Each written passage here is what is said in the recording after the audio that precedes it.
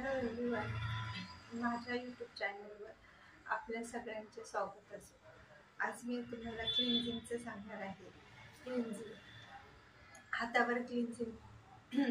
माझ्या घशामध्ये थोडंसं जरा प्रॉब्लेम आहे, तब्येत ठीक नसल्यामुळं. तरी पण त्याकडे दुर्लक्ष करून तुम्ही क्लिन्झिंग हातावर घेऊन पूर्ण चेहऱ्यावर व मानेवर लावणे.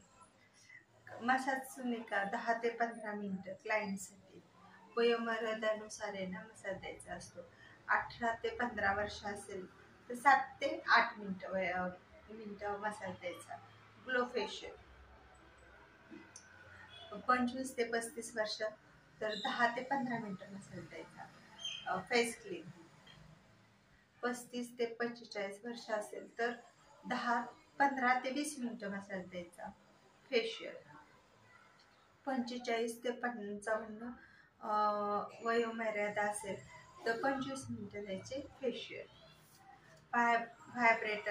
व्हायब्रेटर मशीन द्यायची, ते 2 ते 3 मिनिटं. फॉरहेड, सी-झोन, नाकावर सी-झोन म्हणजे गाल, हनवटी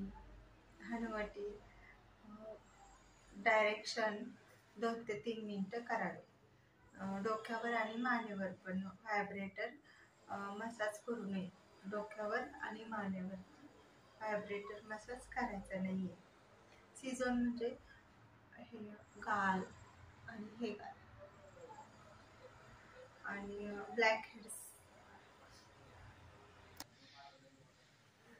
हेड्स चेहऱ्यावर क्रीम असताना ब्लॅक हेड्स काढावेत. ब्लॅक हेड्स रिमूव्हरने क्लीन करावे. शक्यतो क्लायंटला ब्लॅक रिमूव्हर स्वतः आणायला लावावे. ब्लॅक हेड्स काढताना रक्त आले तर त्यावर डेटॉल किंवा ॲस्ट्रिजेंट लावणे. चेहऱ्यावर क्रीम काढावी आणि चेहरा साफ करावा. झोनचा उपयोग हाय फ्रिक्वेन्सीचा उपयोग अँटीसेप्टिक आहे. ब्लड सर्क्युलेशन ठीक होते. पिंपल्स येत नाहीत, रिंकल्स येत नाहीत. काळे डाग आणि तिळ कमी होतात. डोळ्याखालील काळे वर्तुळे कमी होतात.